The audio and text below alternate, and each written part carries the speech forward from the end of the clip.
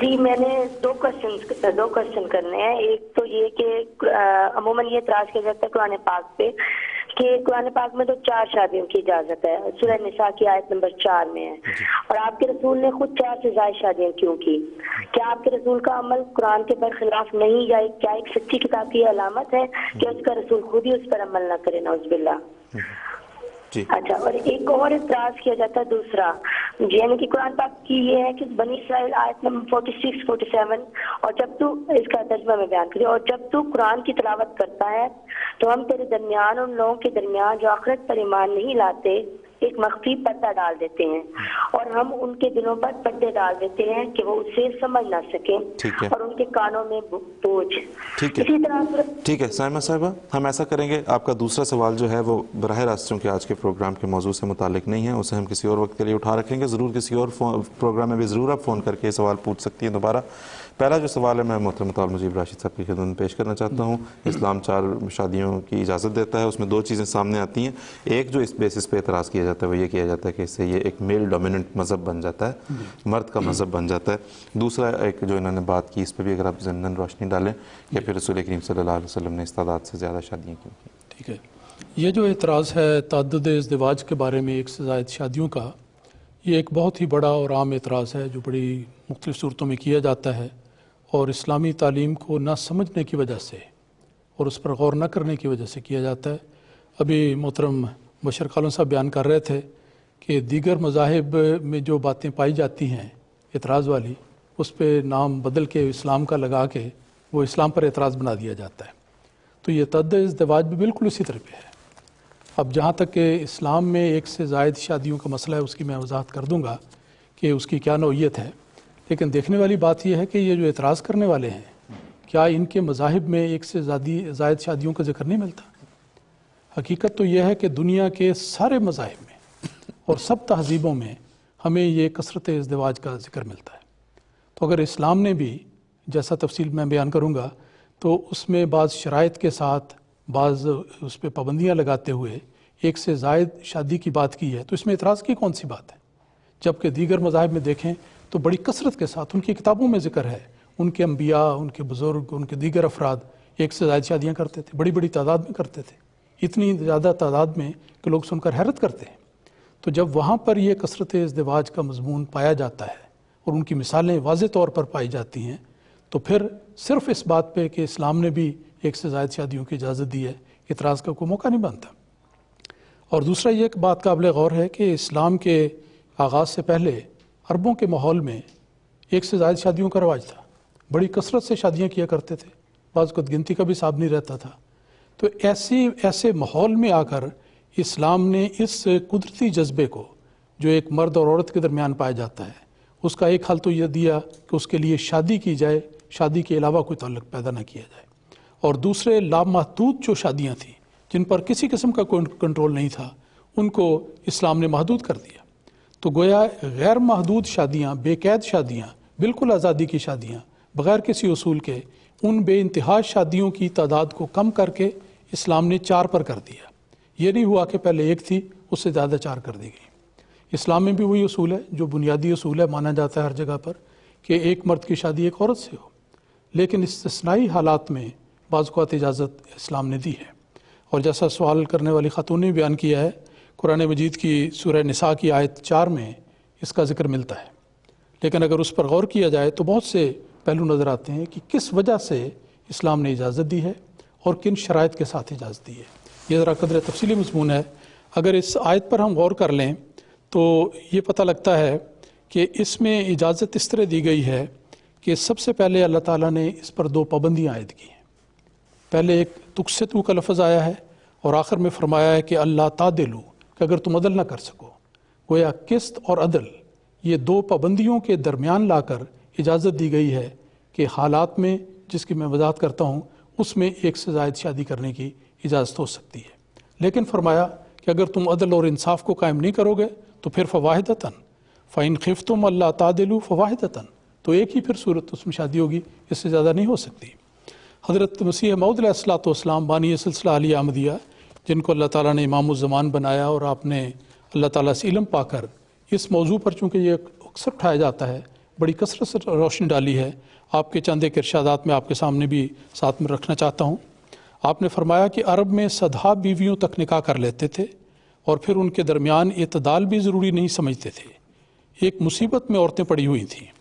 कुरान करीम ने इन सदा निकाहों के अदद को घटाकर 4 तक पहुँचा दिया, बल्कि इसके साथ ये भी कह दिया फ़ाइन खिफ्तुम अल्लाह तादिलु फ़वाहिदतन, यानी अगर तुम उनमें अदल न रखो तो फिर एक ही रखो।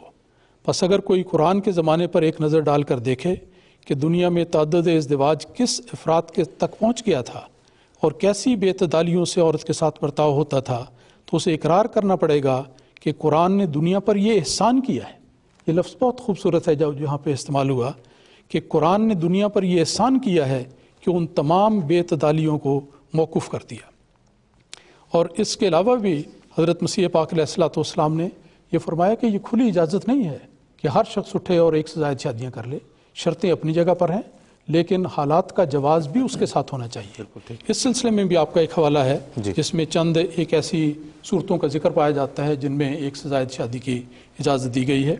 और ये भी याद रखें कि ये इस्लाम का हरगिज़ हुक्म नहीं है, लोग इसको हुक्म समझते हैं और इसी बिना पर अक्सर मजालिस में जाने का इत्तफाक होता है। वो इतराज़ ये करते हैं कि इस्लाम हुक्म देता है कि 4 शादियाँ करो। किसी जगह इस्लाम ने हुक्म नहीं दिया, बल्कि इजाज़त दी है मखसूस हालात में ज़रूरियात के पेश नज़र। हज़रत मसीह मौऊद अलैहिस्सलाम फरमाते हैं कि कसरत इज़्दिवाज पर एतराज़ करते हैं कि इस्लाम ने बहुत औरतों की इजाज़त दी है। हम कहते हैं कि क्या कोई ऐसा दलेर और मर्द मैदान मोतरज़ है जो हमको ये दिखला सके कि कुरान कहता है ज़रूर एक से ज़्यादा औरतें करो। हाँ, ये एक सच्ची बात है और बिल्कुल तभी अमर है कि अक्सर औक़ात इंसान को ज़रूरत पेश आ जाती है, गोया ज़रूरत के साथ इसको मुंसलिक किया गया है। ज़रूरतें किस किस्म की हैं? मसलन ये कि वो एक से ज़्यादा औरतें करे। मसलन औरत अंधी हो गई या किसी और ख़तरनाक मरज़ में मुब्तला होकर इस काबिल हो गई कि ख़ानदारी के अमूर सर अंजाम नहीं दे सकती, और मर्द अज़राहे हमदर्दी ये भी नहीं चाहता कि उसे अलहदा करे। यानी ये तो एक सूरत है कि ऐसी सूरत में मर्द तलाक दे दे, लेकिन बेचारी मुतल्लका औरत मुआशरे में भी यारो मददगार रह जाएगी, तो वो मर्द तलाक भी नहीं देना चाहता। तो फरमाया कि या रहम की ख़तरनाक बीमारियों का शिकार होकर मर्द की तभी ज़रूरतों को पूरा ना कर सकती, तो ऐसी सूरत में अगर निकाह सानी की इजाज़त ना हो तो बतलाओ कि क्या उससे बदकारी और बदअखलाक़ी को तरक्की ना होगी। फिर अगर कोई मज़हब व शरीयत कसरत इज़्दिवाज को रोकती है तो यकीनन वो बदकारी और बदअखलाक़ी की मुअय्यद है। लेकिन इस्लाम जो दुनिया से बदअखलाक़ी और बदकारी को दूर करना चाहता है, इजाज़त देता है कि ऐसी ज़रूरतों के लिहाज से एक से ज़्यादा बीवियाँ कर ले। तो ये ज़रूरत हक़्क़ा के पर ज़रूरतमंद लोगों के लिए है। एक जगह हज़रत मसीह मौऊद अलैहिस्सलाम ने एक और बड़ा दिलचस्प हिस्सा बयान किया है, वो बड़ा मुख्तसर जवाब है लेकिन बहुत ही उम्दा, वो मैं बयान करना चाहता हूँ। हुज़ूर ने फरमाया कि ज़रूरत का जहाँ जिक्र आता है कि ताद्दुद इज़्दिवाज की निस्बत अगर हम तालीम देते हैं तो सिर्फ़ इसलिए कि मासियत में पड़ने से इंसान बचा रहे, इंसान को गुनाह से रोकने के लिए है, बजाय इसके कि इंसान को ज़रूरत हक़्क़ा हो, वो निकाह सानी ना करे और गुनाह में पड़ जाए। इससे रोकने के लिए अल्लाह ताला ने अपनी शरीयत में इस बात की इजाज़त दी है, उस पर पाबंदियाँ आयद की हैं, लेकिन मासियत में पड़ने से इंसान को बचाने के लिए, और शरीयत ने इसे बतौर इलाज के ही रखा है। यानी ज़रूरतमंद लोगों के लिए एक इलाज तजवीज़ किया गया है कि एक से ज़ायद शादी कर लें और अपनी इफ़्फ़त और पाकदामनी और अपनी शराफत को महफूज कर लें। लेकिन अगर इंसान अपने नफ्स का मैलान और गलबा शहवत की तरफ देखे और उसकी नज़र बार बार ख़राब होती हो तो ज़ना से बचने के लिए दूसरी शादी कर ले, लेकिन पहली बीवी के हुकूक तलफ ना करे। ये बात सुनकर हाज़रीन में से किसी ने कहा कि आपकी ये बात सुनकर तो मुझे यूँ लगता है कि आप ये कहना चाहते हैं कि ताद्दुद इज़्दिवाज बतौर दवा के है न बतौर ग़िज़ा के। ये उसने तजिया निकाला। मसीह मौऊद अलैहिस्सलाम ने फरमाया हाँ बिल्कुल यही बात है कि ये बतौर इलाज के है और ज़रूरत के मौके पर अल्लाह ताला ने इसका जवाब दिया है, इसके बगैर नहीं है जी। ठीक, तो ये और वैसे भी बाज़ वक़्त दुनिया में ऐसे हालात पैदा हो जाते हैं, तारीख़ी लिहाज से देखें कि बाज़ वक़्त जंगों के बाद चूँकि मर्द लड़ाइयों में शामिल होते हैं, हम पहले भी और आज भी ज़्यादा, तो उस सूरत में औरतों की तादाद जंग के बाद ज़्यादा हो जाती है। जंग अज़ीम दोम के बाद जर्मनी में औरतों की तादाद बहुत ज़्यादा हो गई थी। अब उस सूरत में उस माशरे को पाक दामन रखने के लिए क्या सूरत है, उसके लिए इस्लाम ने ये तजवीज़ किया कि उस सूरत में ان کو اکاموڈیٹ کیا جائے، ان کے ساتھ شادی کی جائے۔ اسلام کے امتیاز یہ ہے کہ باقی دنیا والے تو خفیہ شادیاں کرتے ہیں، خفیہ طور پر تعلقات بناتے ہیں، اپنی ان ضروریات کو خفیہ رنگ میں پورا کرتے ہیں بغیر کسی ذمہ داری کے۔ اسلام یہ کہتا ہے کہ اگر واقعی ضرورت حق کا ہے تو پھر مرد میدان بن کر اعلان شادی کرو، ذمہ داریاں اپنے کندھے پر لو، اور پھر اس کے ساتھ مستقل طور پر حسن سلوک کرو، دونوں بیویوں کے ساتھ مساوات کا طریق رکھو۔ ان پابندیوں کے ساتھ اگر تم کرتے ہو تو اس سے بہتر ذریعہ اور علاج اور کیا ہو سکتا ہے؟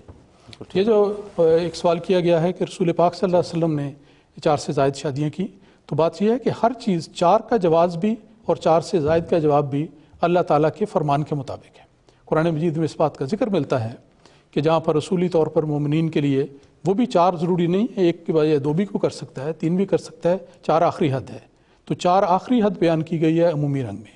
نبی پاک صلی اللہ علیہ وسلم کے لیے اجازت دی گئی، اور یہ اللہ تعالیٰ اجازت دینے والا ہے، جس نے 4 کی اجازت دی اس نے زائد کی اجازت دی ہے، تو اس پر اعتراض کی تو کوئی بات نہیں ہے۔ اور حضرت صلی اللہ علیہ وسلم کی شادیاں تو ایک ایسا عجیب نظارہ ہمارے سامنے پیش کرتی ہیں کہ جس میں جسمانی لذت اور اس قسم کے خیالات کا تو کوئی تصور بھی نہیں پایا جاتا۔ آپ نے پہلی شادی کی، اس کے بعد دوسری شادی 55 سال کی عمر میں جا کے کی، تو دیکھیں سارا جوانی کا زمانہ گزر گیا، آپ نے کوئی دوسری شادی نہیں کی۔ اس کے اور مسائل بھی تھے، ان کی خاطر آپ نے کی، بیوگان سے کی اور متعلقہ خواتین سے کی۔ تو ان سارے مختلف طبقات کو سہارا دینے کے لیے، ان کو آپس میں قریب لانے کے لیے، پیغام حق پہنچانے کے لیے، ان کی تربیت کرنے کے لیے بے شمار اعلیٰ مسالے تھے جن کی خاطر نبی اکرم صلی اللہ علیہ وسلم کو اجازت دی گئی، اور یہ قرآن مجید میں مذکور اللہ تعالیٰ کی اجازت کے عین مطابق تھا۔ جی بہت بہت شکریہ محترم مولانا طالب مجیب راشد صاحب۔